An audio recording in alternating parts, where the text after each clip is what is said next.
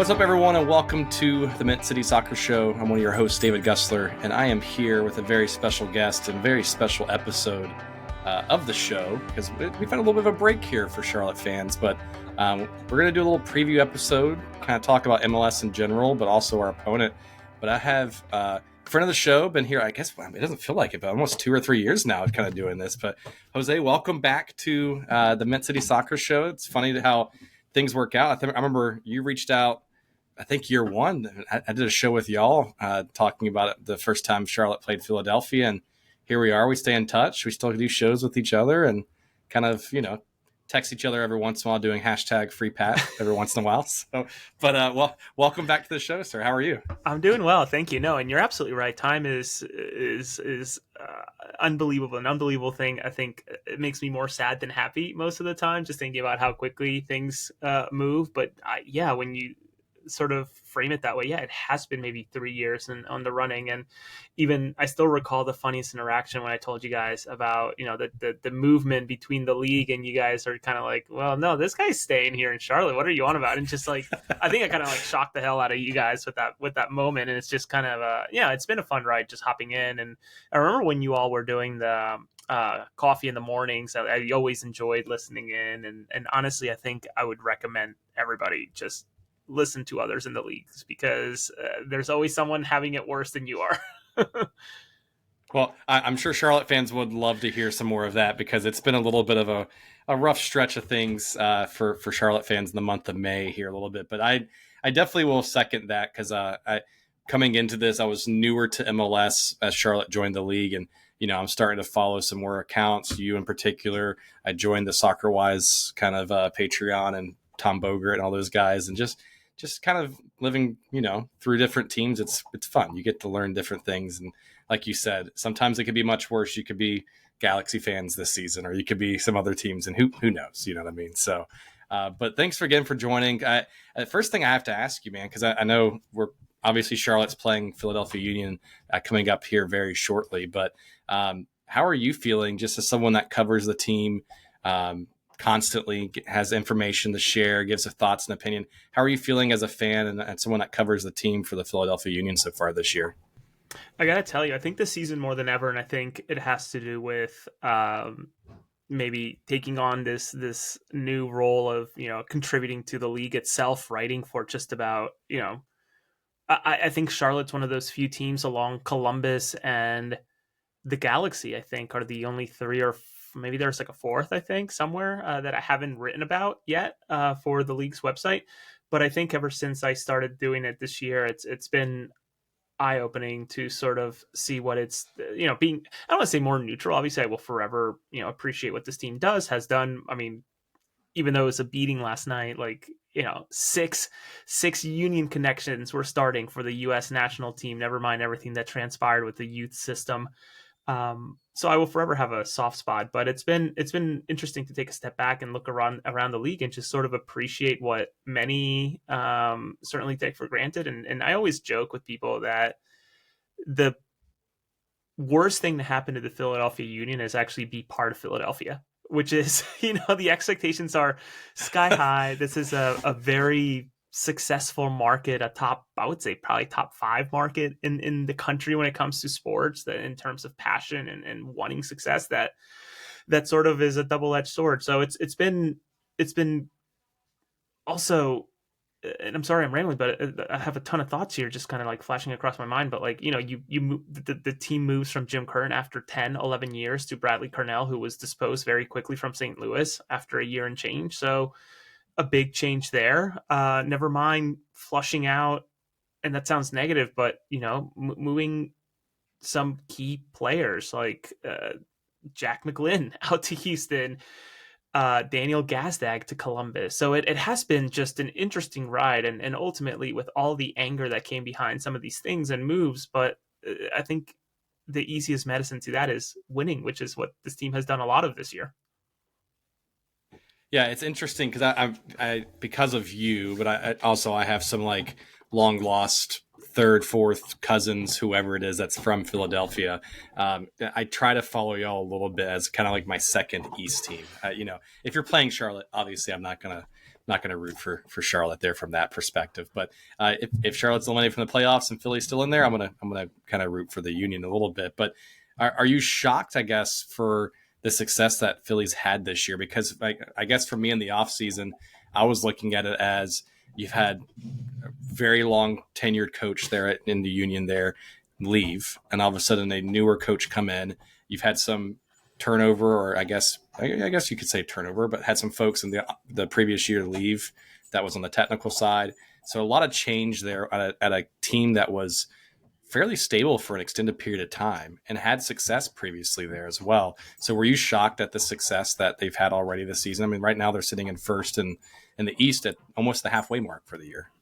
Yeah, listen. I won't lie at all, because it's not right. But when I first found out, and I eventually broke the news that Bradley Cornell was going to be the head coach and that he was the front runner, and all of that was just flashing in front of me so quickly in whatever it was, January or December, whenever that was starting to move along, and ultimately posted it. I think I was in South Carolina working out of my wife's aunt's bedroom, which is basically the attic. And I was just, tweeting away and jumping onto XM radio for some interviews, etc. It was just the most comical setup.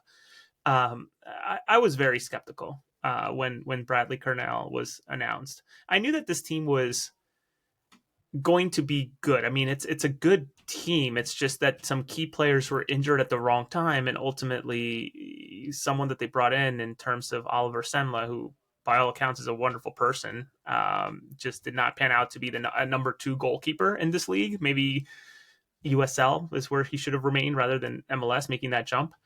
So I was a little skeptical, but then in talking with sources and people across the team and even across the league and even through US soccer, etc., everybody was just sort of, he's pretty pragmatic. I think this might work considering that roster. Then breaking the news about Jovan Lukic and maybe even Danley the year before while Curtin was still here, I was sort of starting to see maybe the picture of what this team was trying to become, which is that, transition heavy, more so this year with Cornell. That going into the season, I was, and it's on the record, I speak into a dumb microphone and put my fingers on the keyboard so often that you can track it back, but I was fairly certain this was going to be a top 3, top 4 team from the get-go, just solely based on the additions, never mind the subtractions. Obviously, it was a bit of a shock when it came across my phone that Jack McGlynn was moving to Houston from a person, obviously, the mustachioed man from Soccer Wise beat me to it, and that's okay. But ultimately, they've been able to just sort of, the way I described it to somebody who I help out prepare for radio calls, or I should say the Apple TV calls, whenever there's a Union game, I get on the phone with them and update them, just because they have them rotate now more than actually sticking with one team the way it was the last couple of years with Apple, is that this is a team that would rather focus on what they do well than trying to correct the things that they do wrong or their weaknesses, if that makes sense. So this is a team that will stick by their guns. And I think that's what's led them to be at the top of the East, have the Golden Boot leader, have one of the stingiest defenses so far. As I'm looking at only 18 goals allowed. I don't think that's league's best, but it's up there for sure. I would think, yeah, New England actually is beating them, which is kind of shocking when you think where they are in the Yeah, table. right. But nonetheless, like I wasn't as shocked as others. The fan base, I will tell you, was ready to burn it down. And that's fair, right? As you mentioned, you have a Philly guy in Jim Curtin, Villanova alum, gone through the system. My goodness, there's still that famous picture, at least I think it's famous or infamous, of him with Brian White winning the GA Cup in 2012, right? So like it makes sense that they were upset. So I can understand their skepticism about a new guy coming in after 10 years of the same guy, but nonetheless, I think that from the outside, people are shocked, but if they were listening to the right people, I think they would have realized that, everything was going to be well and everything was going to move along. And I'm just happy that it's happening. And, it's a team that you're covering, because I can't for the life of me imagine the what a drag it must be to cover a Montreal or a Toronto this year, right? Or honestly, many years, because that's a team with a Yeah. negative 20 goal differential. Like that cannot be a fun match day. I think I would start. That's when I start trying to find my other hobbies on Saturdays to kind of fill the time. Is what I would start doing. But yeah, it's interesting because like I remember even looking into the off season and looking at places like Reddit, where you have very passionate fans from all over MLS post on there, and there's a lot of fans that were upset because Philadelphia is not known as a team that would go and spend big in the off season, spend internationally, that kind of thing, and then all of a sudden you then take out fan favorites out of the system, and it's like, well, what are we doing here? We're not spending big money. We got rid of our tenured coach, and there was a lot of angry, Philly fans, I guess, and on those kind of websites, Twitter, X, whatever you want to call it, and they were kind of out there. But one thing I guess I want to ask you, just with you covering them a little bit and everything, was that with their new coach coming from St. Louis, and with Bradley having such early success there in St. Louis, is there anything in the back of your head, or I guess in your mind, of like, could that be something that you see again in Philadelphia? Because like St. Louis started very quickly as well. And then it kind of crashed and burned year two in the back half. And apologies for my dog there, but he really wants to know, is that in the back of your mind?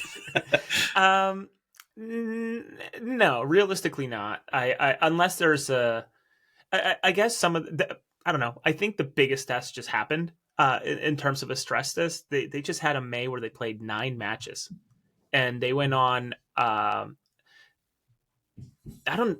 What's the term? They weren't defeated, but they drew games. Like they weren't undefeated, but they didn't lose. Correct, right? Is what you're saying? Yeah. Yeah. So they went into now the semifinals or whatever it is of the U.S. Open Cup. They beat a strong Indy 11 team with, interestingly enough, 2 Union connections right there, and then a Pittsburgh team that's pretty stingy, both of them out of USL. And they went on and took care of the business, mostly at home, but ultimately also on the road. So for them to go through 9 games in a month to me, was honestly the most unbelievable test that they could pass, and they did it. Now, where it gets tricky is seeing, right, you have 3, 4, now 4 starters who maybe 3 starters, 1 bench player that, by all accounts, if you were looking into the preseason, was going to be a starter. You have Andre Blake going with Jamaica to the Gold Cup. You have Danley Jean-Jacques. I'm sorry, I don't speak French. Who is going with Haiti to the Gold Cup. Quinn Sullivan, who's going to the Gold Cup as well. And then you also have Nate Harriel, who is such an interesting story. He was an injury replacement for the friendlies and ultimately snuck into the Gold Cup roster anyway. So it's going to be another test to see how they sort of go along this, as MLS and FIFA would like to dub it, the summer of soccer in America. It'll be interesting to see how they go through it. Though I must admit, I think the biggest thing that's going to help Philadelphia this year, and I think will ultimately and hopefully will ultimately help them not be the bride left at the altar when it comes to a lot of these competitions that they've gone to finals and not finished the job, is the fact that they're only competing in the U.S. Open Cup in MLS. There's no CONCACAF Champions Cup. There's no Leagues Cup on top of, regular 30 whatever many games plus the drag that is the 3 months of playoffs that it's become over the last 2-3 years. That I don't know that I'm too worried about Bradley Cornell going through that. And July 14th is not too far away, and meaning that's when the transfer window opens here in MLS. And having heard a little bit of scuttlebutt today through my phone, I think that there's some excitement cooking for Philadelphia to address some things. Yeah, we will. You kind of teased it a little bit, which is perfect, because we got some fan Q&A later that wants to talk about this summer of soccer a little bit, or soccer of summer, whatever you want to call it, right? About, Club World Cup, et cetera. There's some fan Q&As around that space to it as well. But again, I know I'm picking your brain a lot on the Philadelphia front, but you mentioned earlier you had a lot of player movements as well, and I guess big name players that left Philadelphia this past offseason. Who is the face for, I guess, if you're a casual fan listening to the show here, who is the face of Philly now? And then who is someone that you would say that fans need to watch out for when they play this matchup against Charlotte coming up here shortly? I think, and I want to address it, Corey. Nice to see you. Hopefully you bowled very well. Bowled terribly. Thank you very much, but it's fine. I'm here now. Okay.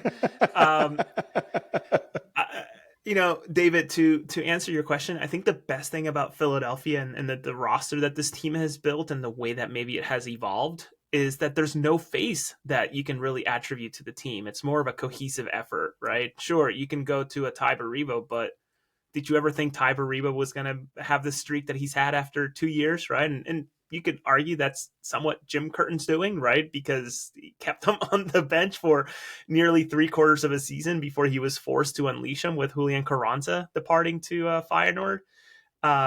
It's definitely not Alejandro Bedoya anymore, who's taking a back seat. And in fact, just announced yesterday he's doing a U.S. soccer podcast to sort of hype things up going into the World Cup. So he's keeping busy off the field.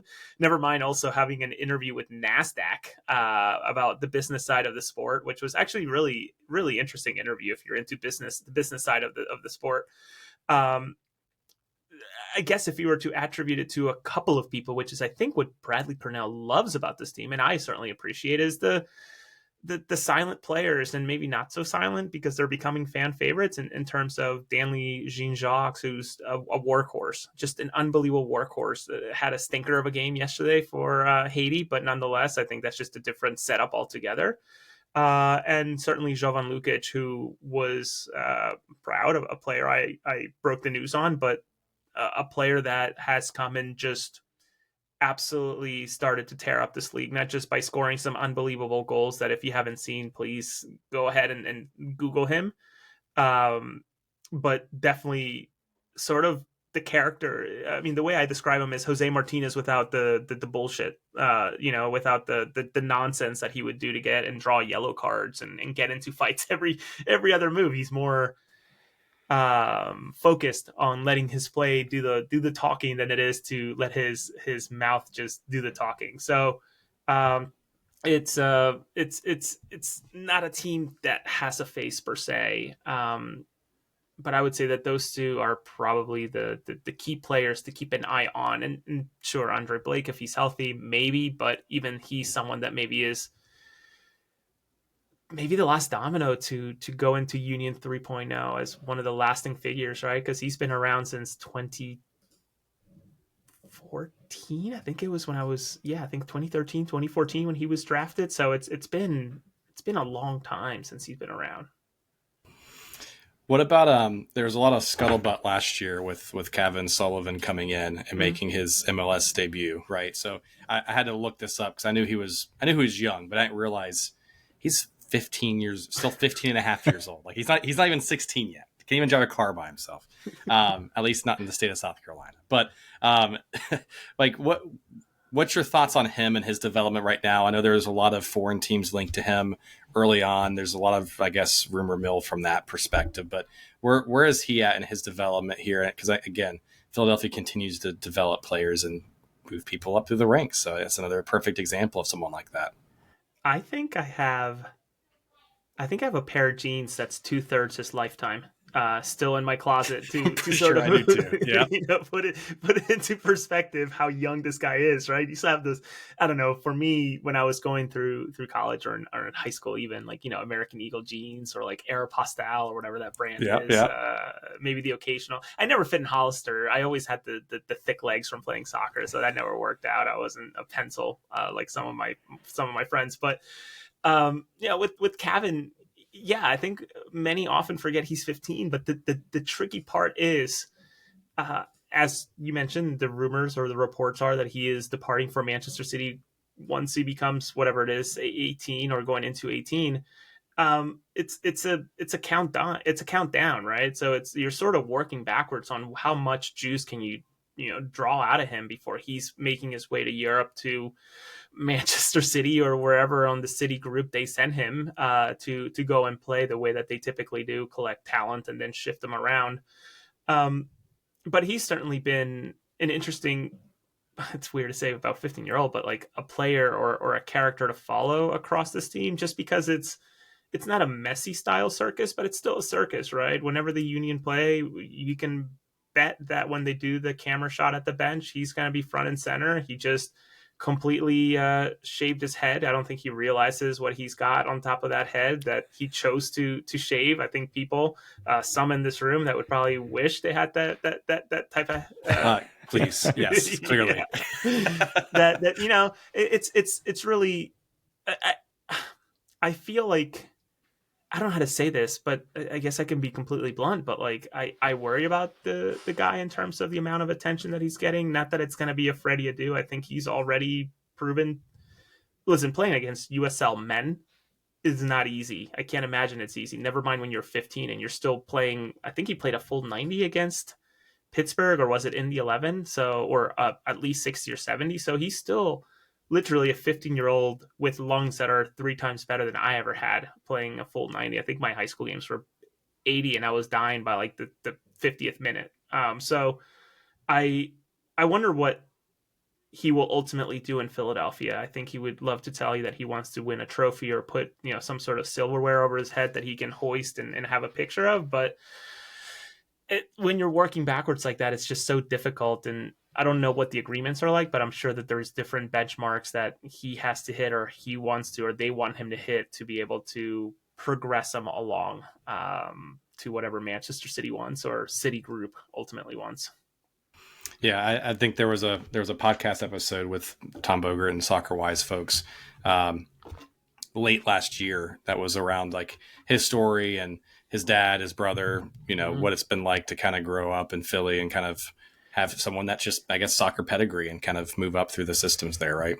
Yeah, no, the brothers. I mean, Quinn, obviously. Then you have Cavett, and then you have the 2 lesser known twins who are actually playing within the Union 3, which is their developmental squad. So it's a family of soccer. Obviously, the dad played in the U.S. Open Cup at one point, was a professional. Now he actually teaches at the Union Academy as well as a history teacher, I believe. So the family is just unbelievably involved. I think the mom's a lawyer. I can't remember exactly, and I think she has some sort of soccer pedigree too. But nonetheless, it's it's genetics. It's unreal, and bless them all. I know that for me it was tough to stomach to watch it. Because my dumb voice is in it, but that episode of the Apple TV MLS Inside Show, whatever you want to call it, that they put out, and a whole episode on Kevin Sullivan was kind of a really, but I completely remember what that day of a circus it was, and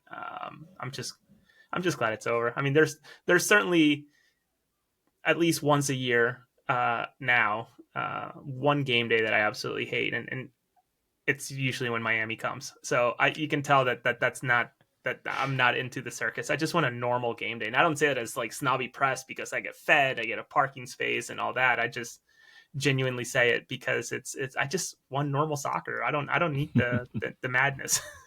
don't need the parade and charade a little bit, right? Yep. So I am 100% right there with you on that perspective. So I guess shifting a little bit about coming up against this team in Charlotte a little bit. I know you've been doing some great covering for the rest of the league. Writing for MLS, you got your Substack going on out there, and for anyone who hasn't followed Jose on Twitter and everywhere else, like make sure you do that. And we'll ping that here and put that in the information here later for everyone to do. But Jose, what's been, I guess, your perspective from an outsider looking in on Charlotte this year?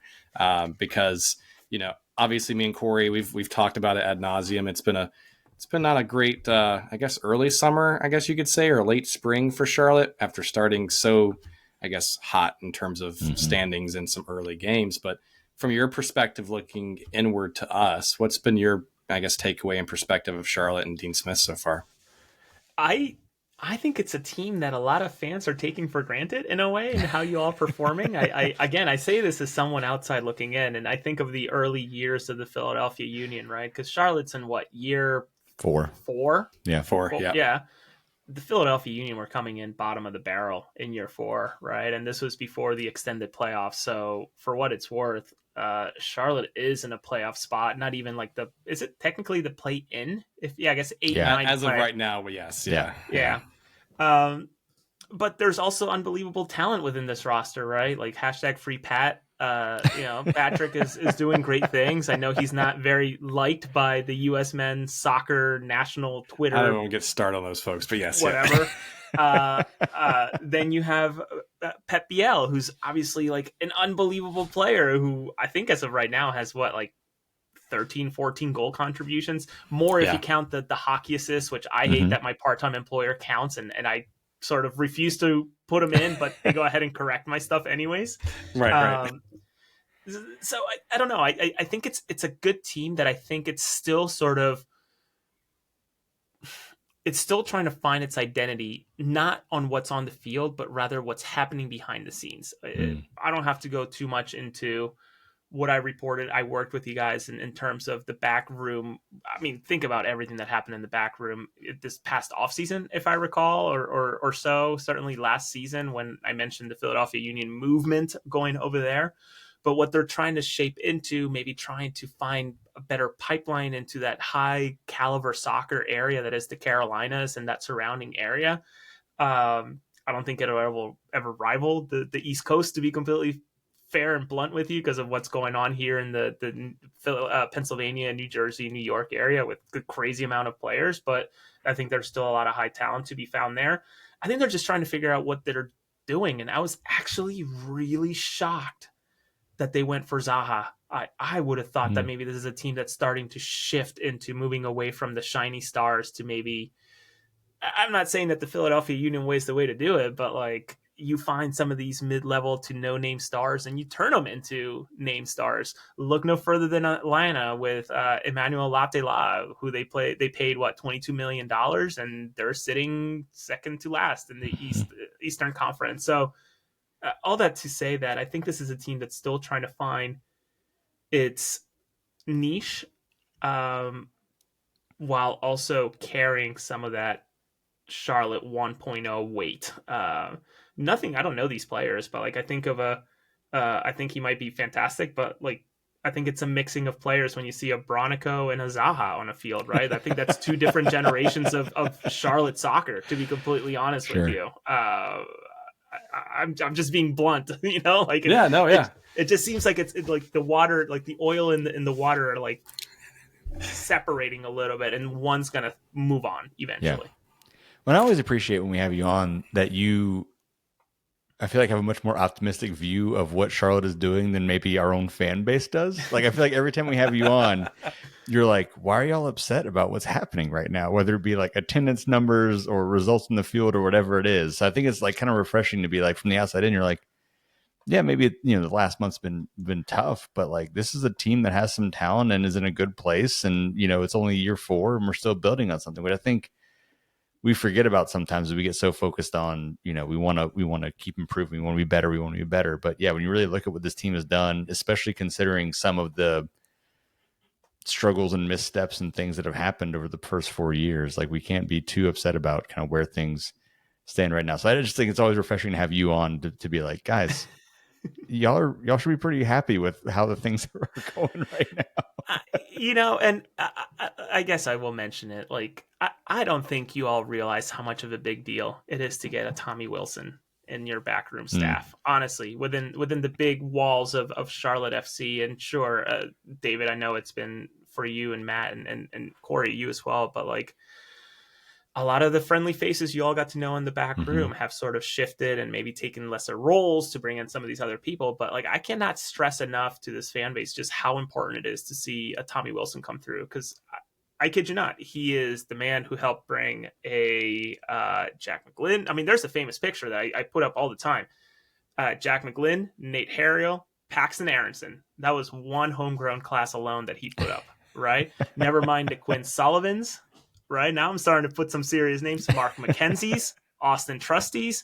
Like, this is a man who knows what he's doing. And sooner rather than later, I think MLS will relent on territorial rights. And once that happens, I think a man like Tommy Wilson, once he has the entire map of the United States to eventually work with, whether it's in his lifetime, I hope, because I want to see what he can do with ownership that's maybe willing to spend more, absolutely willing to spend more than Philadelphia. Like, the work that he can do in creating raw talent for Charlotte to enjoy and for all of you to enjoy. So I don't know. I think when you look at his CV, and I know I'm rambling about him, but those are some pretty Mm-hmm. serious names that I just told you all. I mean, those are talents that probably should have been in Europe far earlier than they actually did. I think it was more Philadelphia holding on for the right fee, and that's okay. Case in point, Jack McGlynn. I don't think he has any business playing in Houston or in Philadelphia the last couple of years. I don't think Quinn Sullivan's long for MLS anymore Yeah. either. So if you want that type of talent on your roster, I think he's the man who's going to not buy it, but create it for you all. Yeah. It's funny you were talking about just even that roster build, to take it back just for a second, and then I'm going to talk to you about Tommy. But I think, Corey, I think we've talked about it. I think it was like year 2 or even last year. We're like, yeah, like we're never going to be this destination city. Like you're not going to compete with the LAs, the New Yorks, the Miamis to be able to bring someone in. This was before we signed a player with the name, I guess, like Zaha, right?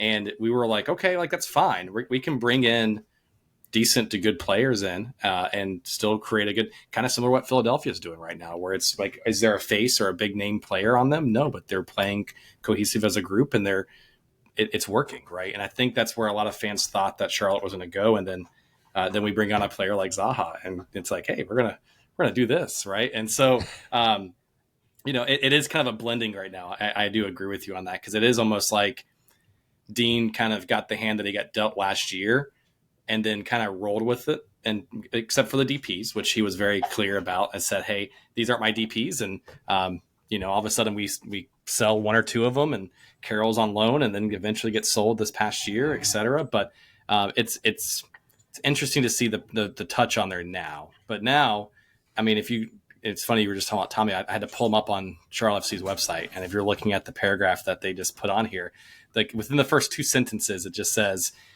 he's helped sign professional players to contracts in the U.S., such as Brendan Aronson, Paxton Aronson, Mark McKenzie. It starts listing all those players that you just listed on there. So the fact that Charlotte's like, hey, we got to brand this guy and put him on our website and list these players as people that he helped identify and develop, et cetera, within Philadelphia and previously, like that's huge, right? Yeah.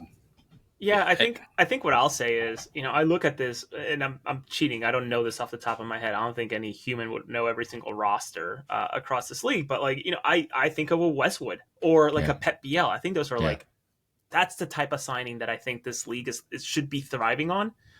I would argue that the training wheels have to come off, as Alejandro Bedoya would say, of like, why is there a limit on under 22 spending? Why is there a limit on, or I should say that the roster builds, et cetera? I mean, and I can't talk too poorly about FIFA. I have some stuff working with them, but what I'll say is that, like,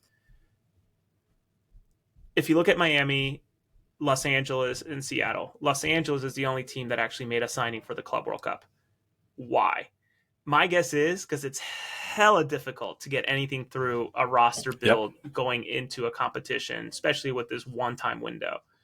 I don't want to say that can be completely attributed onto the reason why they may fail, but it certainly can't be forgotten if you're a fan or you're an executive of that team, right? So I think that this is a league that should be focusing more, with all due respect to Snapchat user Zaha, on the Pep Biels of the world and the Westwoods of the world, of the Abadas of the world, right? Bring in some of this young talent and give them a stepping stone so they can go to France, they can go to Spain, they can go to the Netherlands, etc. So when I see that type of signing, I get excited. When I see a Zaha or some of these older guys that are coming in and sort of just, I hate to say, like, cashing the bag, like, there's a place where you can do that now, and it's called Saudi Arabia, right? Yeah. With all due respect, like, go get that PIF money, that public investment fund money. You don't have to, you can get a lot more. And honestly, I could have sworn, if you would have told me if Zaha was going to go anywhere, or is it, he sounds like a great player for Al Hilal or Al Khaldoon or something like That's a really that, good right? point. Not Charlotte of all places. So again, I'm not trying to be super pessimistic on the guy. I'm just sort of like, again, thinking like, I see Abada, Westwood, and BL. I'm thinking, okay, this is trending the right direction. And then Zaha, it's like, oh, that seems odd. I know the guy's great, supposed to be great.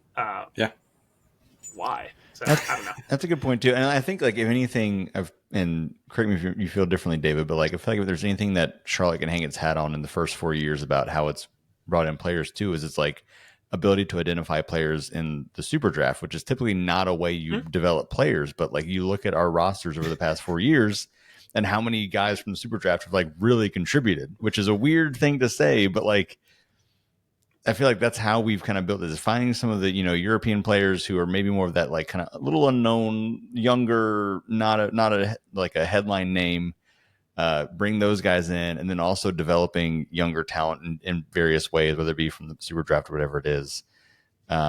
I think maybe the first couple of years it was because of a lack of other options. You have like the Ben Benders of the world, but I think more looking at kind of the roster now where you have like the Privets and the Patrick and the Scardina and like some of those players who are like playing legit minutes and contributing in a real way. Like I think that becomes more the identity is looking for those younger players who can then move on to something else versus the kind of Zaha signing. I mean, I think we were all excited about Zaha because I felt like we needed a name, and it's finally starting maybe to play out like we hoped it would in the last like 3 matches. But I would say for the first half of the season, I think a lot of people were frustrated by how that worked out for us.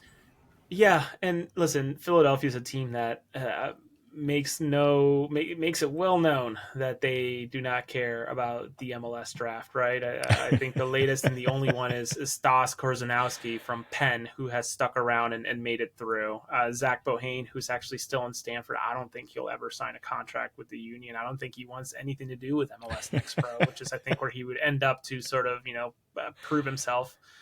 In fact, I don't. Actually, Philadelphia does not have picks for the next 3 years because they famously traded 3 years worth of draft picks to Colorado, if I recall correctly. So I don't blame them because it is flipping a coin on some of these guys. And I think more often than not, you get some diamonds in the rough, but you're going through a lot of rough to find a diamond. And a lot of that scouting, et cetera, et cetera. But listen, I come from very much the exterior into this tribe that is the Charlotte FC fan base, and I can with a lot of certainty tell you that you are not Montreal. That's all you got to remember. You are not CF Montreal, right? You're not going through that. Or think about what Toronto's going through, right? With the 2 Italians who are just probably incredible players, but just an absolute anchor when it comes to being able to do anything roster wise because of how much money they get paid. Yeah, Insigne is the second most paid player outside of Messi in the league, and look at the contributions. I mean, Corey, we were joking about that last week about like, well, at least we don't have a DP in Insigne that's just taking up space basically. You know what I mean? So refusing to be traded. Yeah, correct. Or sold because he's getting paid millions of dollars to just being I try anyway. That's a whole kudos to his agent. Listen, I will never blame someone for getting paid. It's just sort of like, I don't know, like something tells me inside of my body that when an employer wouldn't want me, I think I would be okay with wanting to get going. But he's also very much the living and breathing personification of that meme of the Breaking Bad guy who just drops backwards into like literally just money in a garage. So like, get your bag, I don't know, go to Saudi Arabia. It could probably match it. So let it rip. To your point though, I think that like BL, sorry, David, you can take over with this, but like, I was just going to say, like, to your point, I think the BLs, and if he continues to play the way he's been playing recently, the Abadas of the world, I think that's the sweet spot of someone like a Charlotte that can find those kind of players, because that's the level to bring in guys who come from Europe, maybe they'll be younger and have that experience, but can really build up a really nice roster that way. I think is the way we should go. I don't love us necessarily going for splashy players all the time. I think, I hope Zaha works out. I think it definitely has a chance to, but that's a short-term kind of solution to what we're trying to do. And I think more developing some of those younger players and moving them on from there is the more sustainable way to play in this league, the way that Philadelphia has done it. I got to refresh my mind on the timing of it. And David, we can carry on. I'm in no time crunch, by the way, but like Toklamati and Nimfasha, like that's what excites me, right? That's what really excites me, even though Toklamati was pocketed by Philadelphia Union 2 last year in the playoffs. Never mind, like he's injured right now, if I recall. So like, those are the players that excite me, not a Zaha. I feel like this league has grown enough to not have to rely on those guys, and sure, Messi is such an outlier because of the commercial nature of what he brings, Sure. and I wouldn't blame the league if they somehow found a way to work out a Cristiano Ronaldo deal. Like, I would not blame him at all. Milk it, milk it, milk it, milk it. Let this league grow. Let it be healthier once we, as a country, come out of the World Cup and can maybe take its next iteration. Um, but like, you don't have to rely on the Zahas of the world. You don't have to go after the Zlatan Ibrahimoviches of the Mhm. world anymore. Never mind like the Keens of the world back then. And sure, Beckham was a different situation altogether, kind of messy style. But like, find me the Toklomatis of the world Yeah. and let some of these clubs take a waiver on them and pay the hefty fees. And if it doesn't work out, like, that's fine. At least Yeah. you tried and you gave it an effort. Where does Ronaldo go if he comes to MLS? I was trying to work out this exercise in my head, and it's really interesting because Will Kuntz, I'm not cursing, Kuntz, of LA Galaxy. It was so funny. He was doing the media rounds. I don't know if you all sort of picked up on this at the peak of their really, and it's barely off the peak at this point. Their really bad streak, but he did an interview with the Cooligans of Yahoo Sports, and he had sort of mentioned how, well, the roster rules are guidelines was the line that he dropped, which is like, okay, that fucking explains That explains Miami through and everything. through. Okay, Yes, 100%. Yeah. When he said that, I'm like, all right, well, that explains it all. But I honestly, he's not gonna go to a Nashville. He's not gonna No. go, like, you bend over backwards to get this guy in, and you find Nike or Adidas to do some sovereign money to come and pay for it the way Mhm. that they did Messi. And I don't mean sovereign as a country. I mean independent of the league to help Yeah. facilitate it. And you sort of, honestly, I would say every GM and every owner in the league would look the other way to allow the man to come. And just imagine the income, especially y'all with a football stadium. If one weekend you have Miami and the following you have wherever Ronaldo is. Honestly, imagine the amount of money that can be Yeah. made in just 2 weeks. That probably honestly would equal to an entire season of some of these clubs with smaller soccer specific stadiums. Yeah.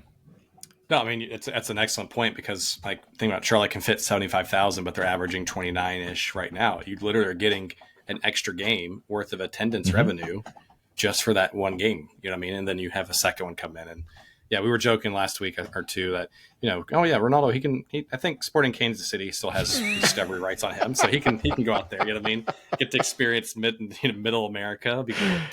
Yeah, We need a documentary series on that. If that happened, like that's like a comedy documentary series, is like Ronaldo playing in like Columbus or Sporting Kansas City or something like that. That's what we need to see. I think what people also forget about, and this is the business side of soccer that I love, and I try my best to educate people. And I think there's an additional reason onto why Messi went to Florida. Like, he doesn't have to pay nearly as high taxes as he Mhm. would in Los Angeles, if he Correct, could have yeah. gone to one of the two teams. So I, I, I don't know. I would be thrilled if the man came. Would it be a bit of a bummer? Maybe, but I think I look at, the high tide is sort of helping all the boats Yeah. that are making up MLS right now. Yeah.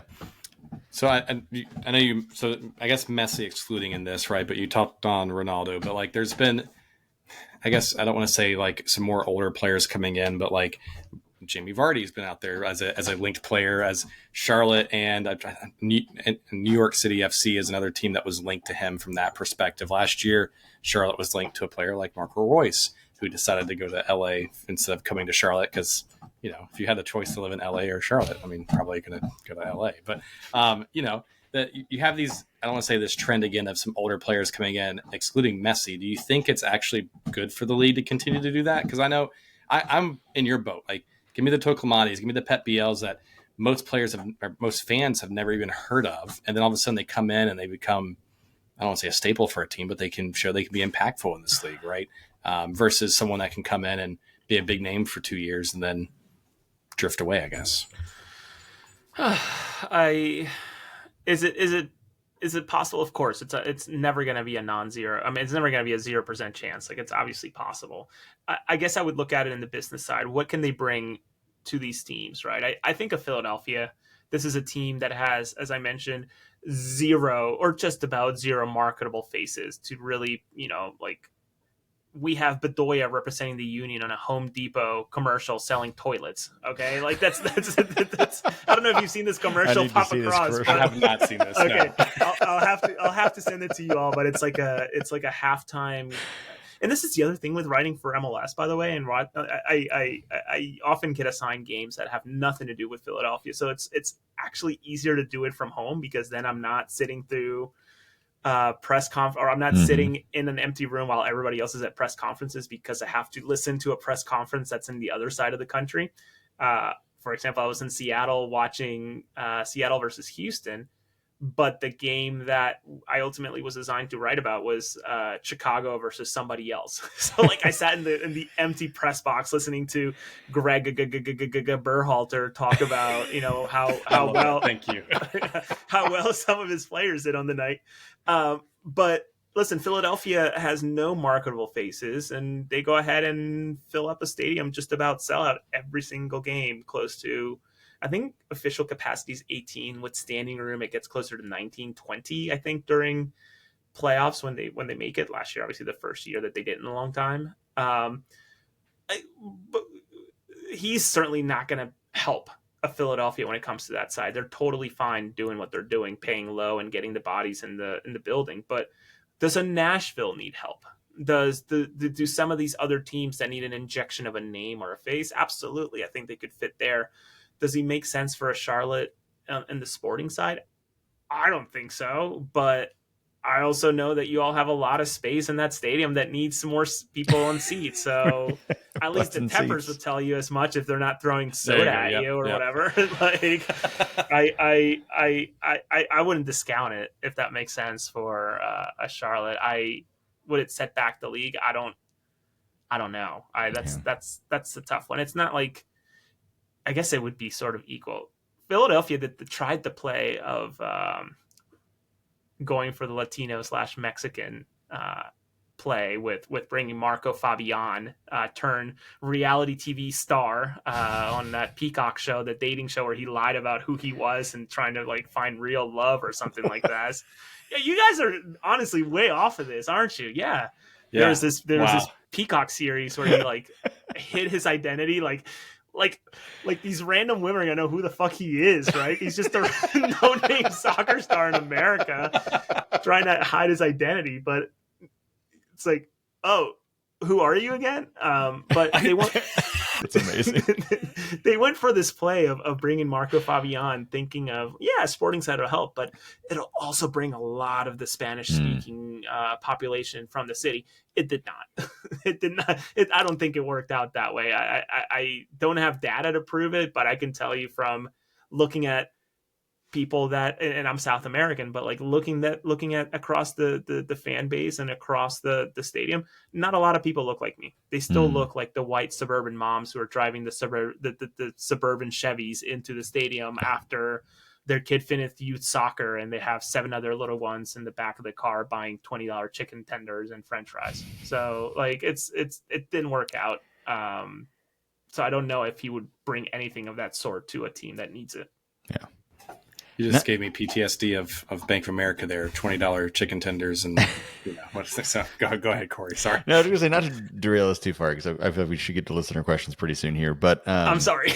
No. We're just chatting. This is not you. This is me just kind of derailing things. But like, we may have talked about this sometime we've had you on before, but it's like, it is fascinating to me a little bit that like Philadelphia being in the market that you're in, like that's a big market. But to build a roster like a small market team, like y'all are building like some more like a Salt Lake or a smaller market, y'all have that approach. But again, I mean, I know the stadium, if I remember correctly, is kind of outside the city, more in the suburb area, but like still, you're pulling from Philadelphia, which is huge. But to come in up with this mindset of we're not gonna have these big faces, these big names that we can plaster on billboards, across the city and all that kind of stuff, which is a really interesting way to approach that in that kind of market. I would counter that in a way that although the result was absolute shit last night, you look at that starting lineup, and I mentioned it to David, that starting lineup had 6 connections for the U.S. that were Philadelphia Union connections. Mark McKenzie, the Aaronsons, Harriel, Quinn Sullivan, and although it was just one single summer with Jim Curtin in 2012, Generation Adidas Cup winner Brian White. 6 starters of the U.S. national team had something to do with last night's roster at the senior level. Under 17s, you had Kevin Sullivan and Jameer Johnson beat a very strong Japan side. Under 18s, Marlon LeBlanc, former Union 2 head coach, win the Friendship Cup, beating Argentina, Australia, France, and Portugal. Under 20s, Frankie Westfield went ahead and had an incredible game against Colombia. Marco Zambrano, former Union Academy player, scored the winning goal in the under 20 level. Under 19s, you had Andrew Rick, David Vasquez, CJ Olney, Sal Olivas all have a part into a really strong under 19 camp. I remain committed to this, and I think Tommy Wilson has a lot to do with this. The Union have been one of the most influential forces in U.S. soccer over the past 5 to 10 years. Especially when I list this, I think it's pretty easy to sort of nod along with it. And I think that's what maybe sells the idea of what the Union do in terms of this pathway, this academy. And yes, they're building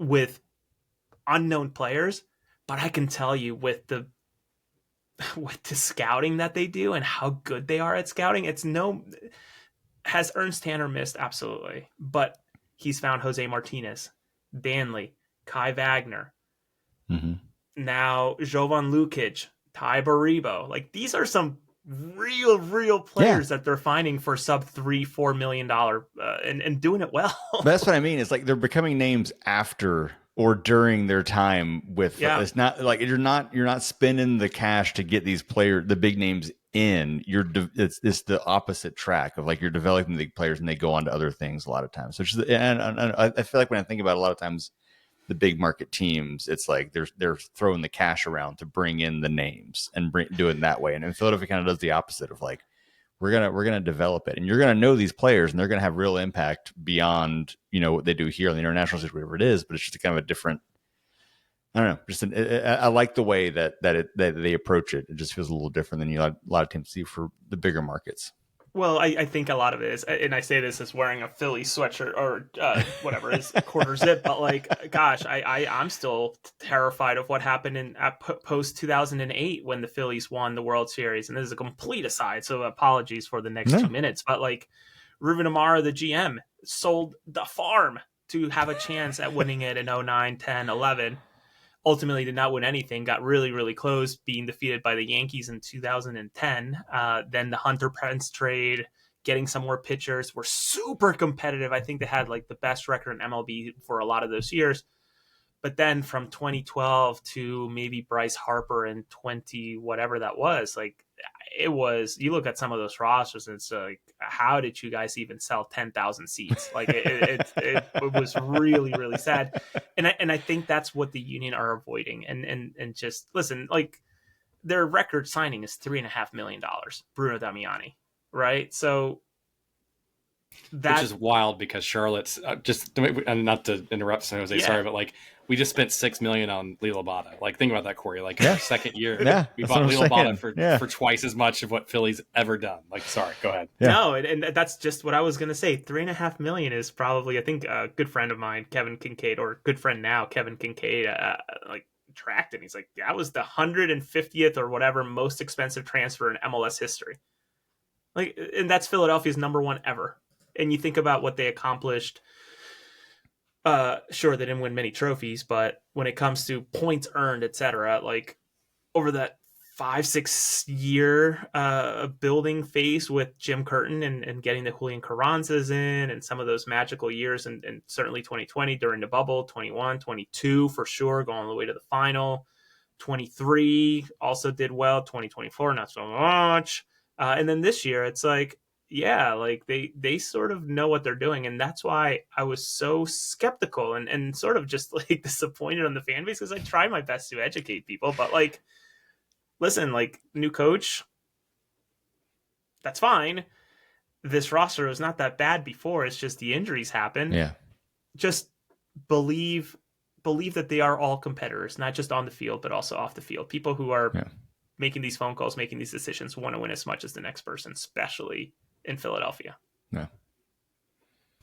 So Corey, before we jump to some fan Q&As, because I know we've got some like FIFA Club World Cup questions and things like that from our listeners. And Jose, just again, I know I text you this, but we a lot of our listeners were excited to have you back on the show. So I know they're going to really enjoy this episode. But last thing I'll ask about the Charlotte and Philly matchup.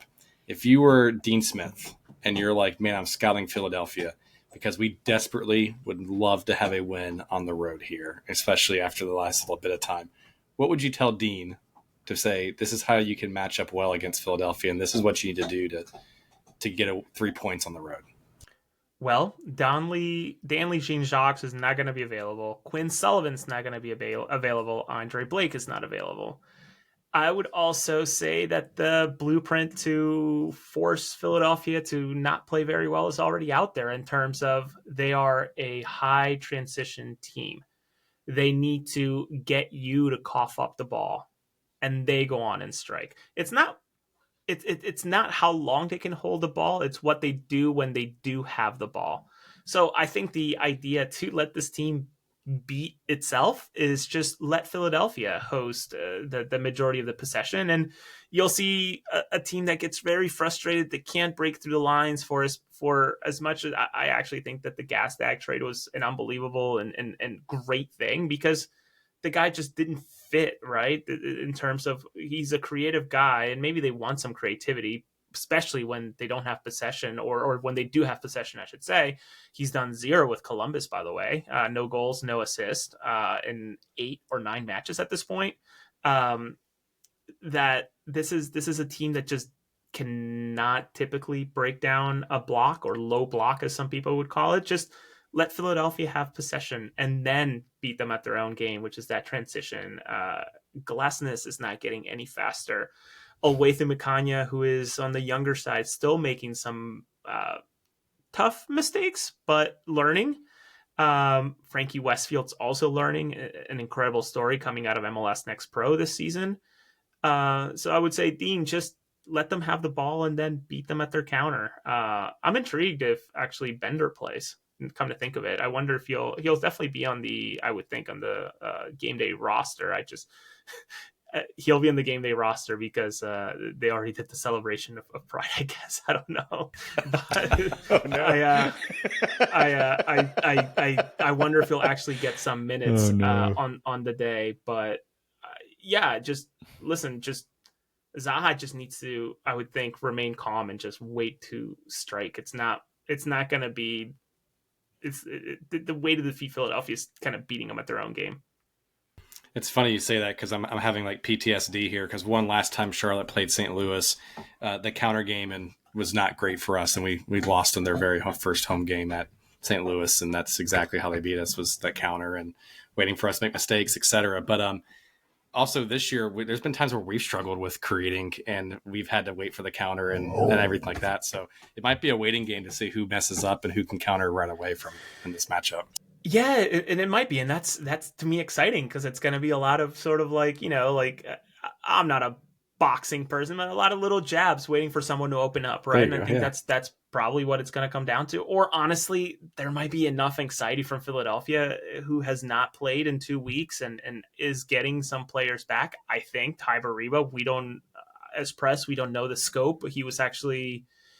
He finished the Dallas game and supposedly picked up an injury somewhere along the last few minutes. So he was released from international duty with Israel. So is he healthy? Nobody knows. We'll find out tomorrow. And so if they don't have a Golden Boot winning caliber player, I think that's an immediate tilting of things towards Charlotte in a way. But again, this is a team that, even when Ty Bariba's not scoring, has found ways to put 2-3 in the back of the net, because he draws so much attention.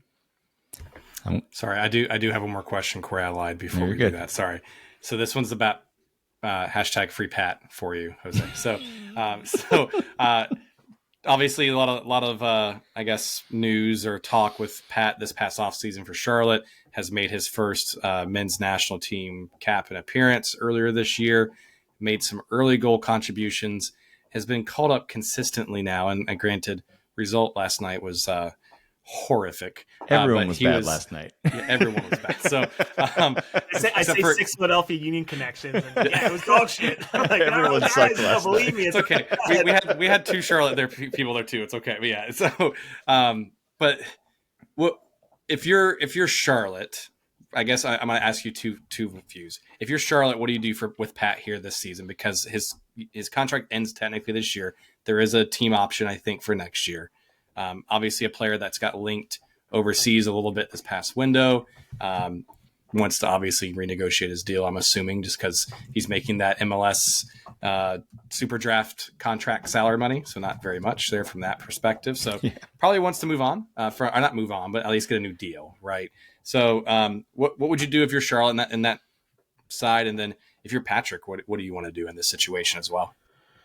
Yeah, I am fortunate enough to have met and communicated with a lot of former players and even current players that I have a good idea behind this, or I have a good understanding of this.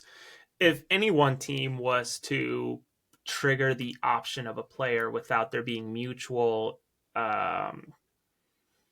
interest, it's basically commuting recruitment suicide, because agents talk, Got it. players talk. You're not going to pull the option without it being an understanding that, yes, this is what we both want.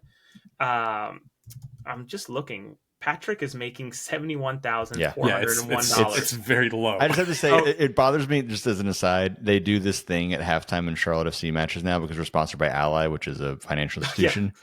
And they do this thing about, like, what did you do with your money? And they always put Pat up there. And, like, Pat's making no money. Stop asking him what he did with his first paycheck because it was peanuts. Like, Pat's answer is always like, I'd like to get a car. I often I can commute to my job. Yeah, that'd be great. Sorry, that was an aside, but it's just like, no, this is where 2027 is going to be so incredibly important to this league. The World Cup would have come and gone, and the MLSPA and the league get together to hopefully come to a healthy CBA negotiation and agreement. So I'm intrigued on what they do with some. There's no world where I can say this safely looking at this number. I make more than Pat. Right. Right. I like to think we all do. I don't know, but like in my situation, I know I do in a very healthy way. But like there's not a world where I should be making more money than him, at least not in a professional athlete sense. So there's that. But with Pat, as I was saying, and talking with former players and current players, like, and even some agents too, when I was putting this together, I wrote about it on Twitter. It's like, it's recruitment suicide. No player or coach is really going to be interested in coming to you. It's. I think it ultimately comes down. Can they agree to giving the guy a bag and keeping him for, I don't know what his aspirations are. Can he sign a 2-year deal with a 3rd-year option and make good money for a year and then be sold? Or come July, forget the exact date. I guess it would be, is it July 14th too then? I think it's like late July. I think it's July 24th or 5th or something like that is when it starts to, because it's later this year. Yeah, he can, when there's 6 months or fewer in any one player's contract, they can negotiate their next deal without the consent of their current team. So they can make what they call pre-contracts when there's 6 months or fewer. Interesting. So that applies to Ben Bender, actually, technically, with Philadelphia, unless there's like a handshake agreement of some sort. So Patrick has that as well. Technically, actually, that would be next year. So disregard that because he does have the option. But Gotcha. I don't know. Like, I would think the guy, he's young. How old is Pat?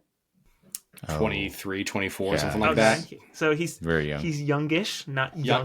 Youngish in terms of, but yeah, he's not like, he's not someone that's just moved up through the academy. He went not the typical. He went the college route. Yeah. So young for post college.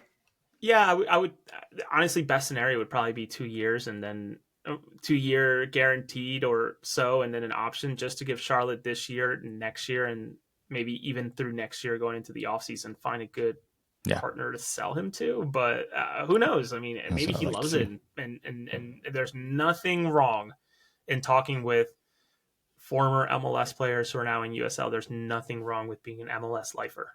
The money is good. It's secure if you can earn it, because the downgrade to USL can be very, very serious when it comes to pay and honestly job security, because I think there's very few contracts that I'm aware, I've been told, that are more than 2 years in USL, just because it's such a touch and go league, and even those rosters flip around so much year after year. I see your Las Vegas lights scarf behind you. Like, those rosters change so much every single year. So I wish him the best. It's a shame he's a bit of a late bloomer, but happy that he is within the league and a monster in itself.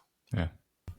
Yeah, I mean, selfishly, I like to keep him, but I think also too the interesting thing that's going to be is like what Charlotte going to do from the roster, and going back to our very early conversation of tonight is like, I don't say the archaic roster rules or I guess things that MLS have, but like you've got he can't be a U22. He can be a TAM. He's definitely not going to get paid as a DP. Correct. So it would have to be a TAM level player right now, and because we don't have a DP spot really open because everyone's kind of assuming that Pep Biel is going to be that next DP. You've got Wilfred Zaha on loan as a DP, and you got Lou Labata. So it's like, do you even want to spend it on him? Honestly, like, right? You know, yeah, totally. You have to. Do you want to? Yeah, totally. It's not a.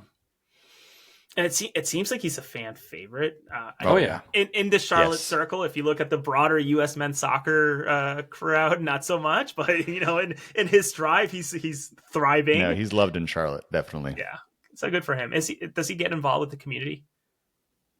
He's done some meet and greets and things like that. Yeah, absolutely. I didn't know if he did like community service or any of that type of stuff. I haven't noticed anything. I could be wrong. Yeah, I haven't seen anything from that. I do know he's done some they do some player meet and greets at like a local grocery store chain. I think Compare Foods. He's done a few things and kind of met fans that way and did some things. I know he's great with fans on social media and after games. He's always thanking them and doing things like that. So he is a fan favorite for sure. That's good. Yeah, I'm happy for him. I either way, what a problem, right? You either stay in Charlotte where you're comfortable, or correct. Yeah. Listen, in talking with Anthony Fontana, a former Union player who went and took a shot in Europe, like I can never blame a young guy for saying, you know what, I only get one lifetime. I only get a set amount of years where I'm going to be attractive to these international teams that I've only played with in FIFA. Like, I'll go and take the jump. Like, go for it, man. 100%. If it doesn't work out, who else in their life that in your life that you know can say that they tried it? Mm-hmm. I totally agree with that. David, before we move on to Q&A, I have something I wanted to show you. Okay. Oh, I'm so angry with you right now. For the audio listeners, it's a Bush apple. This is a Bush Light apple. That is ridiculous. So Jose, we had this whole conversation this last episode about this beer, how I can't find it anywhere, but apparently Corey goes to the beach and has a stranger give him some, and you know. Is this your first time trying it, Corey? I had one sip when we got it. So yes, this is the short version is Dave has been talking about. We talked about this in the last podcast. I think we loaded it as a special kind of like episode to Discord people.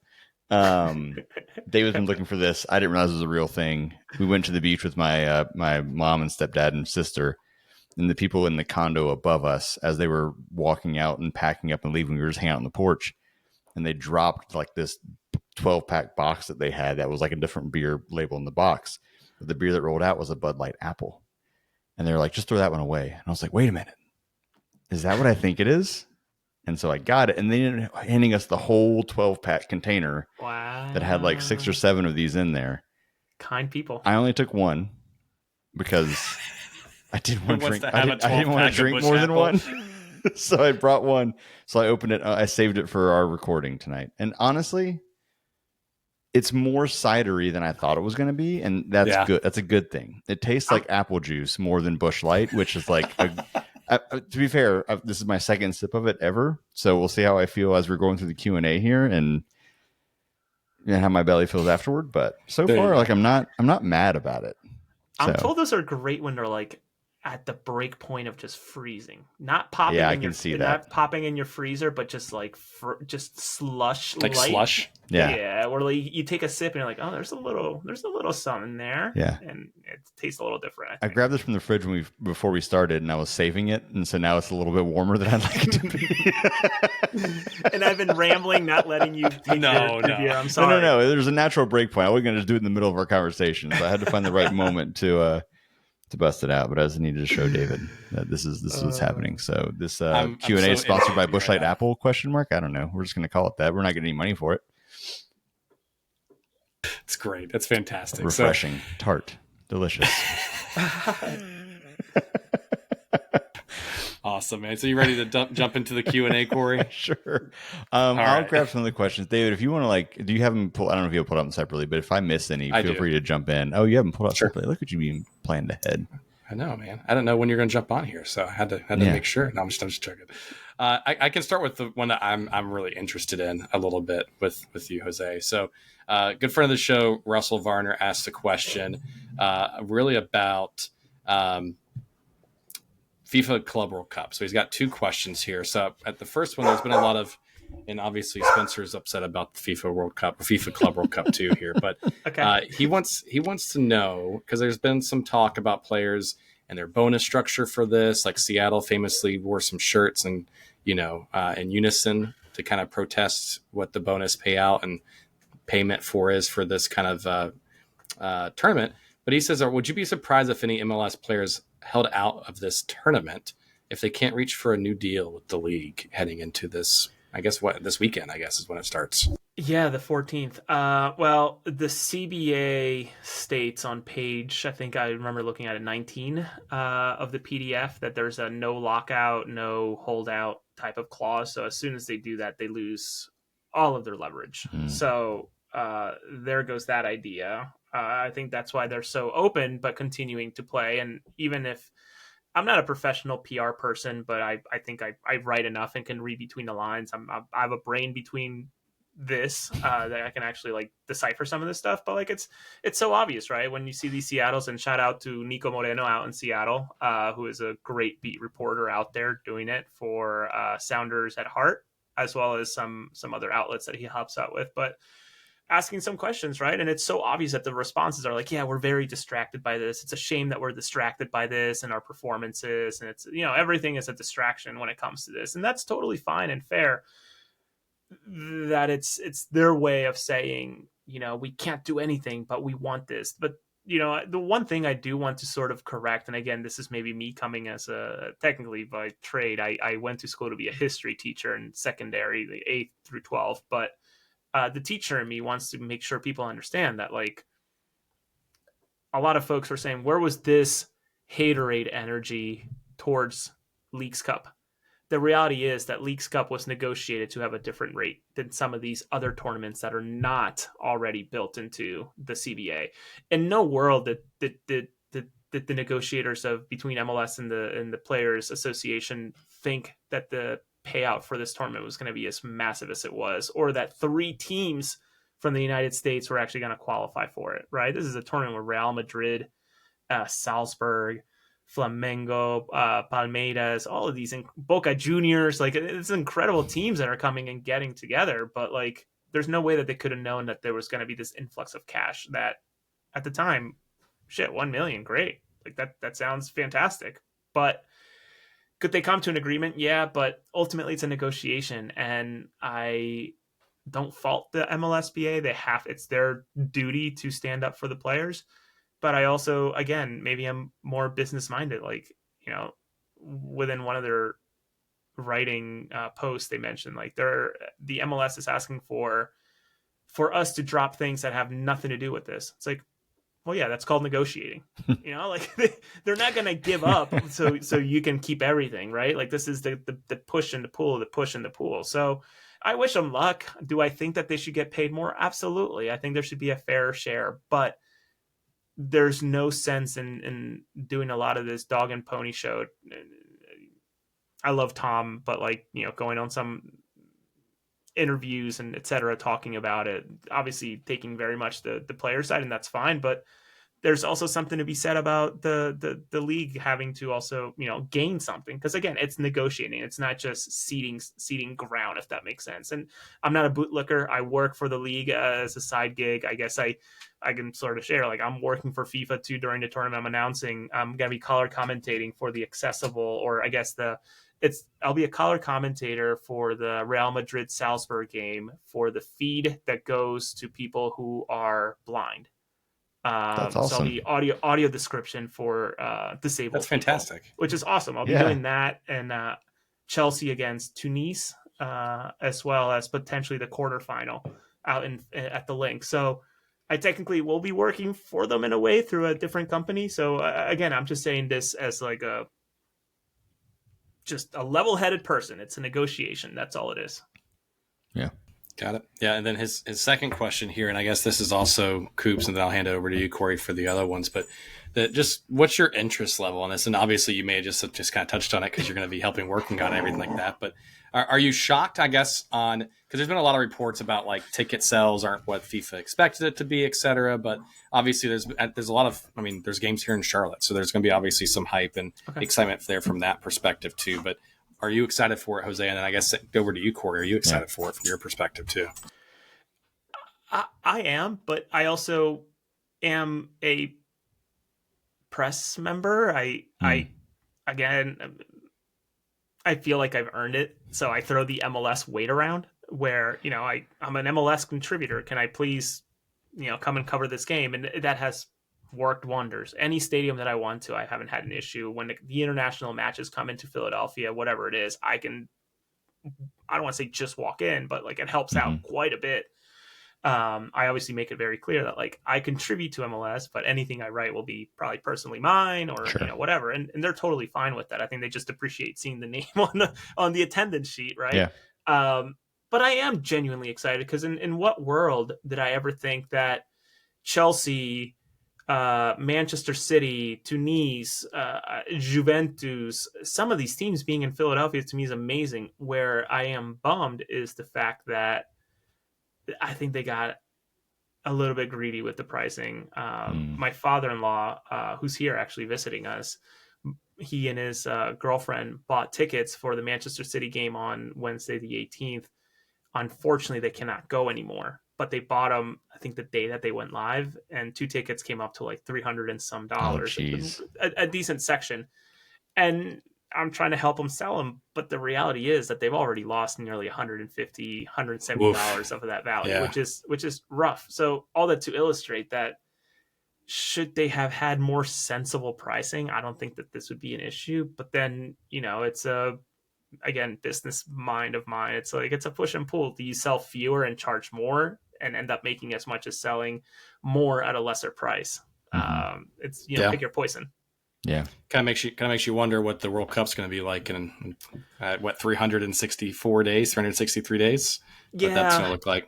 That one I am far less skeptical about. Obviously, this is a brand new format, a competition that not many people were able to really trace or follow because they were often happening in the Middle East, in some of these nations in the middle of nowhere in the world at ungodly times. I remember waking up for like a Real Madrid versus Flamengo game at like 2 a.m, 3 a.m because of when they were happening. So not many people were paying attention. So it being in a time zone or time zones that make sense to a vast majority of the world brings a different light to it. But this is also an extended tournament, or size, I should say, with 30, like World Cup style, if I recall. 30, is it 32 or 36? I can't remember how many teams are in this thing this year. So it's different in that sense. It's also very tough to ask anyone to drop everything they're doing on a Tuesday at noon to go watch some of these African teams in whatever side of the country you're in. That's also going to be always very, very tough. Yeah. I mean, I was going to say, and maybe it being here and like you said, being in time zones that I might actually watch more of the matches, I might care about it more. But this is a competition I've never actually paid any attention to in the past. Like zero interest in, who does well in this or who wins. I have no clue. And it's probably because like none of the teams I root for have ever been in there that when I've been following it. So that's probably part of it. But it just also has just kind of been one of those this isn't probably fair, but it always felt like one of those more exhibition style tournaments. Like no one really cares. It's a cool thing because it makes some money, but like it's not, it just never felt like something that even the teams or players care about. I don't know if that's true or not, but that's always been my perception of it. Yeah, Versus that like the International World Cup is a very different thing. So I'm going to watch it. I didn't get tickets to any of the matches here in Charlotte. I just, again, didn't really appeal to me to actually spend the money to buy tickets on it. But I think I will try to follow it more because it's here, and I might change my tune on it. But it's never been a competition that has really appealed to me in any real way to be something I've wanted to follow closely. I think it's also been Signal, and I think FIFA's tried so hard. I get the press emails with the newsletters like counting down and the amount of Yeah. video reels that they send us to consider sharing on socials, write about, etc. But even before those started rolling out, it's a lot of these teams, especially European teams, have already expressed their frustration. Some of them just finished their league. They had Yeah. 2 week break, but that 2 week break also meant that, and with how good they are, 80% of their teams representing their international, the Yes. international level. And next thing you know, they're being shipped over to the US to go ahead and compete in a potentially month long competition.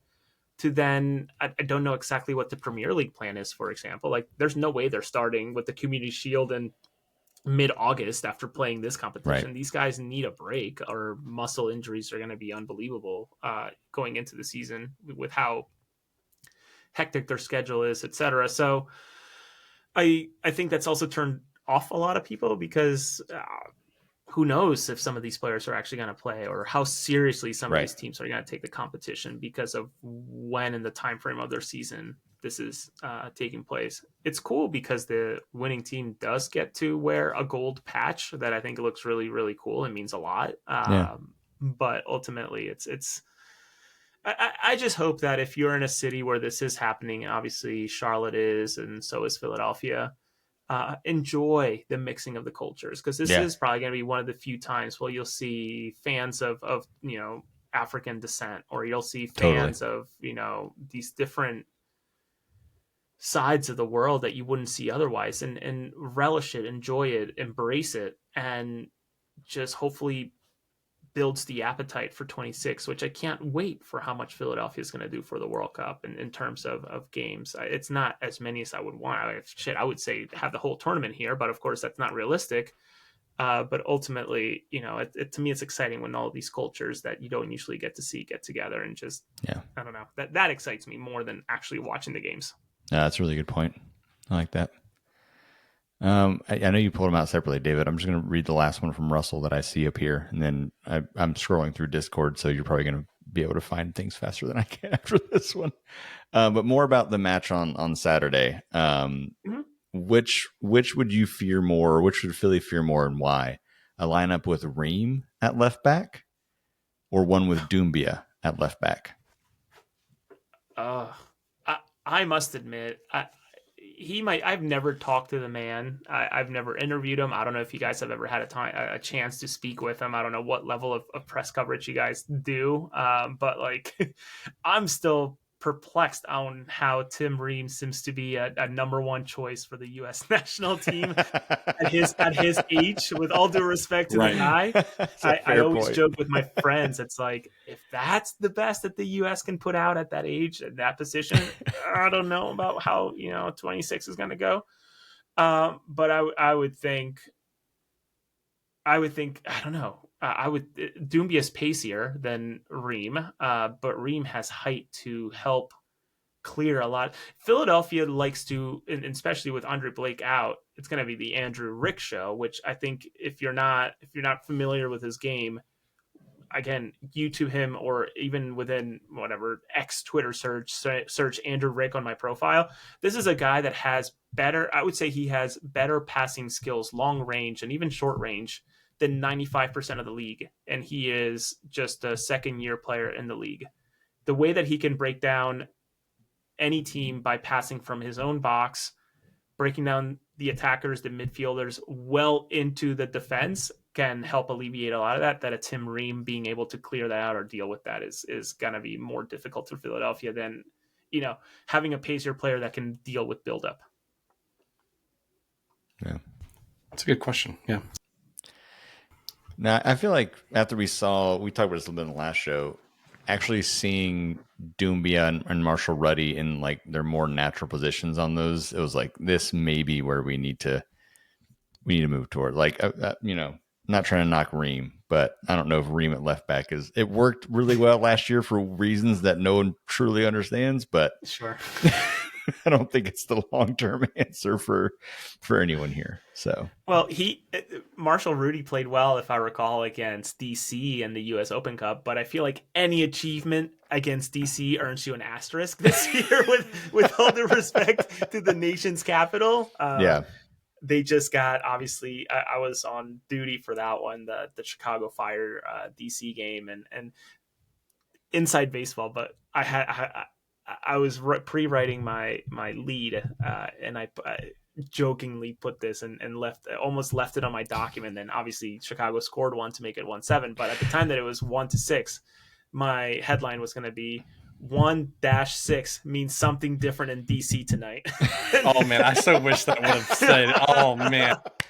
And of course, that would have never stuck. It would have been a joke. The editor would have erased it right away. But the way I kept on please stay 1-6.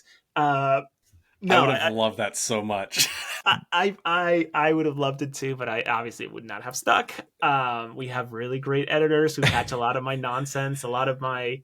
I don't if anybody is intrigued about my writing. Obviously, the Substack's there, but like. I put a little wittiness within it, and I think I enjoy it. People enjoy it, but when you're writing for the league, that's a different voice, which I completely understand and abide by. But sometimes I like to filter in some of that stuff. Obviously, that's a unbelievably inappropriate and not think that was ever going to stick. But I would be lying to you if I didn't put that on my Google Doc. Those are the things I miss from when I used to cover sports for the local newspaper here. Like seeing what I could try to sneak past an editor, like those little, that's a very obvious one, but like just little things like what can I get past the editor that I think is hilarious that they won't catch? Well, you know what?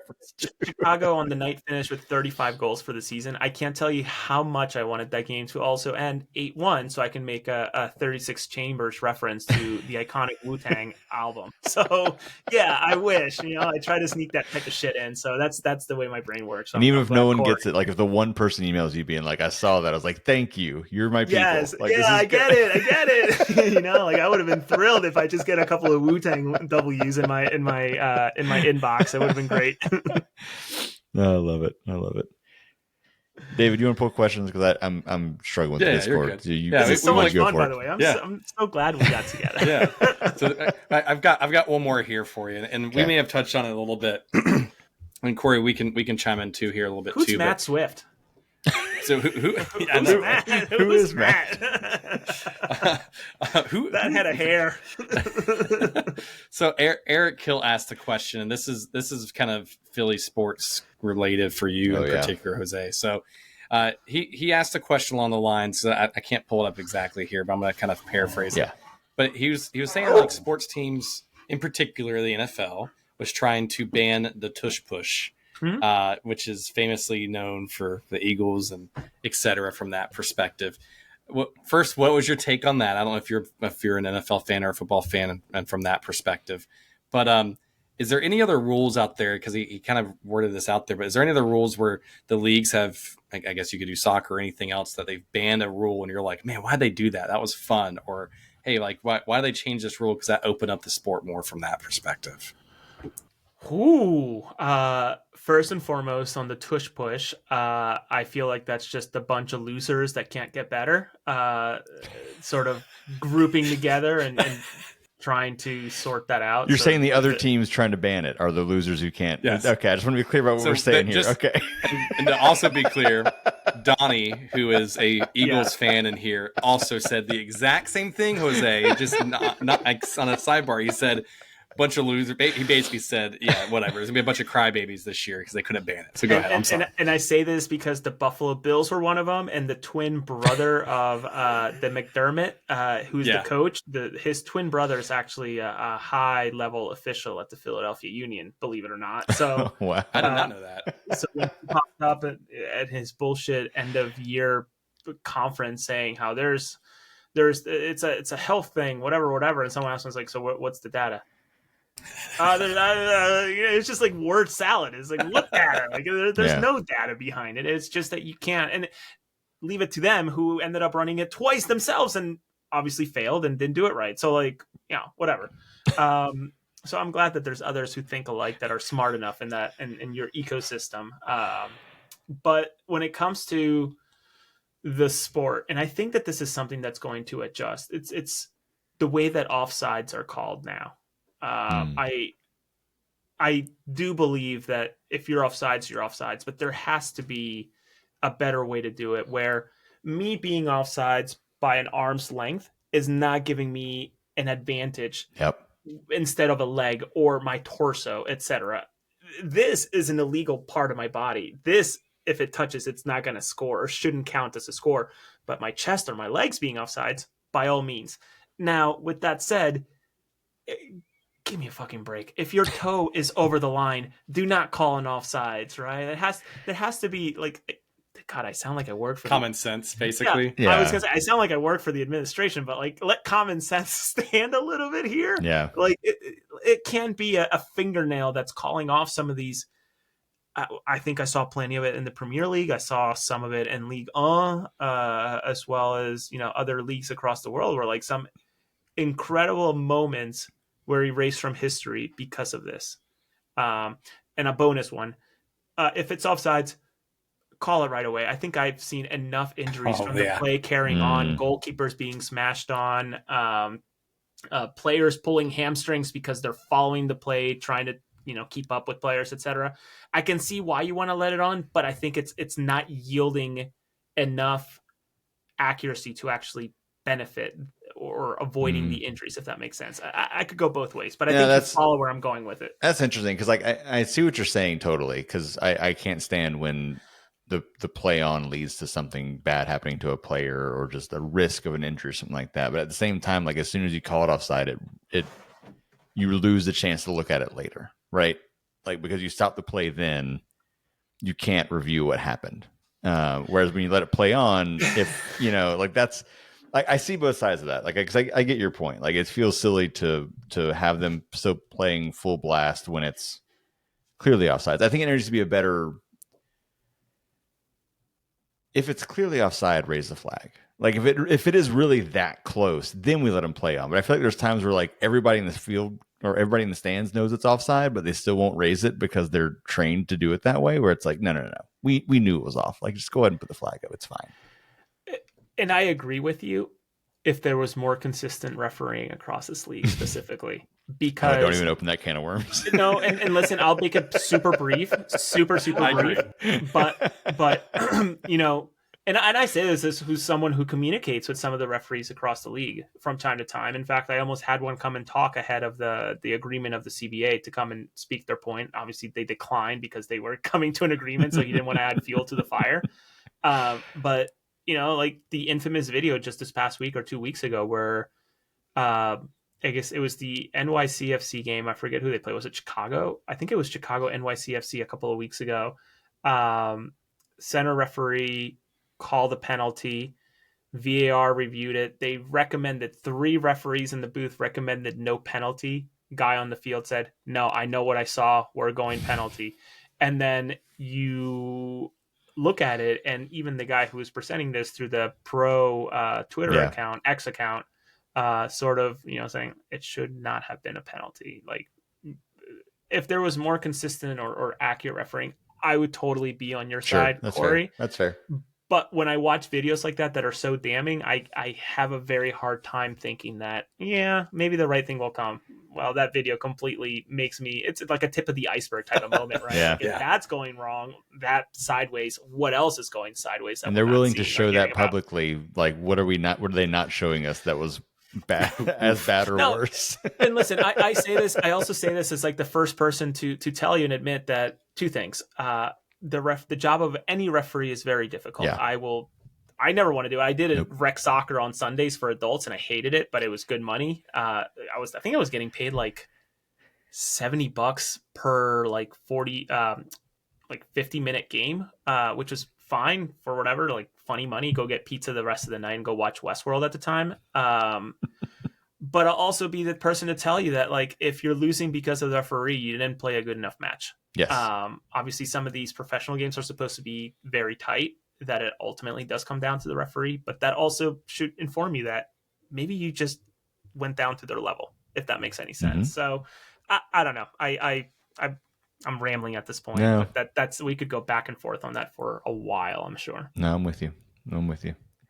I will say to comment on the tush push part, like we shouldn't like to go back to the original like spirit of the question. I think outlawing that is, and I also will say I am not a Philadelphia sports fan at all. Like Sure. I just there's one of those, like, not a fan.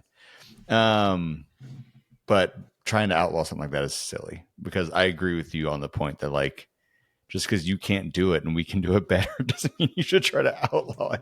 Like, I really feel like when it comes down to rules like that, it should only be if it actually feels like cheating. Like, if someone finds a loophole that like actually feels like cheating, then maybe we close that loophole. But this is just like, we can do it well and y'all can't figure it out.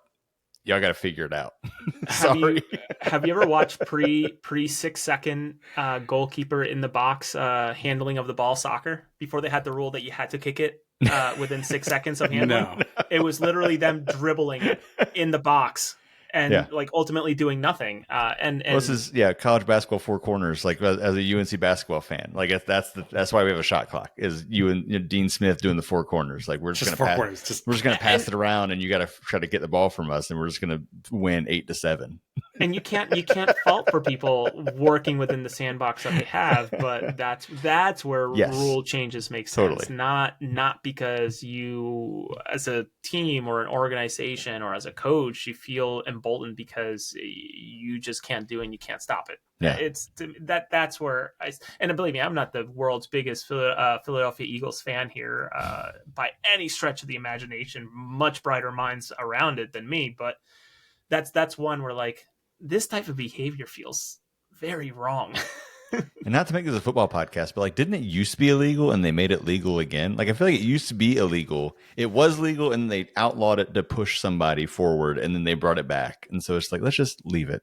I'm not sure about that. I think where it works here is that you have Jalen Hurts, a guy who can squat nearly 500 pounds as a quarterback. So that alone is going to get you, a game of inches per se when it comes to the sport. Yeah. All right. That's enough football talk. David, you got anything else? Do we have any other questions? No. So, Jose, we're going to put this in obviously the information of the podcast. Cool. It's going to be in the description, but where can, and obviously Spencer wants to know too. But where can folks find your writing? Where can they find you on social media? Where can they follow you if they want more soccer information and writing? Yeah, no, thank you for the opportunity. You can find me on I thought about this. Do you think Elon like clenches his fist in anger every time someone says Twitter instead of X? That's why I say Twitter on purpose, hoping that that's the case. I could care less about the man, but that image of him just like shaking every time a podcast. I hope it makes him mad every single time I say Twitter.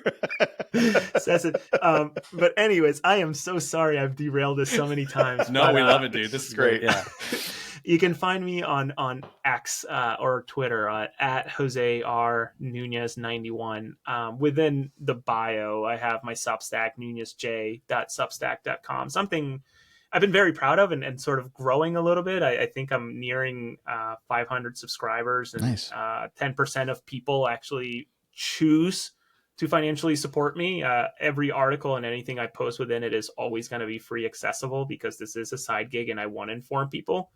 So for people to be dumb enough to give me money, good on me and bad on them, I guess. No, but it's honestly an honor to have that. And another way is MLSsoccer.com. My articles typically, as long as they're good games, I usually get 1, sometimes 2 per weekend. I don't have an assignment till June 28th, just out of having I have a bachelor party this weekend, and the following weekend, the Club World Cup has totally thrown it out the window, just because you don't need as many writers for 3 teams that are actually competing. All that to say that you can find my articles there from time to time, and just popping into these shows, I'll post them into Twitter or Substack.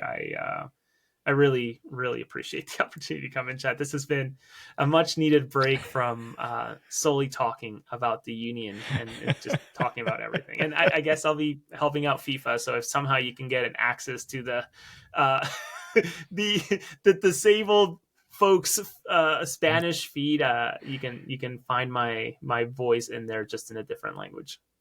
Amazing. That's awesome, man. Well, no, we always love having you on here. It's always a treat, and I know our listeners and hour 38. Holy shit! I know, right? It's great though, man. It's gonna be a lot of fun. It's so funny. We always are like, we're gonna do shorter episodes, and it's like, no, we just kidding. So Matt would have cut it off at an hour. It's all good. He would have been like, Daddy got to go to bed. Jose, thanks, man, for joining us. Thanks for coming on, and hopefully we get 3 points against Philly here soon. But it's always fun to have you back on here. So thanks again. Appreciate you. I just hope it's a good game. Honestly, the last thing I want anybody to watch is a 0-0 draw. That's not that exciting. So I hope you guys are thriving too. I can't stress it enough. These are good years you're experiencing. It's just that it's early on. Just the body of work, it's got to build itself. But where you all are at, it's not as bad as it seems. It's a great place to just clip that right there, Corey, and share that right there. That'd be good. Yep. Redacted. Cut it, Corey. Cut it. It's great. Awesome. Thanks everybody for listening.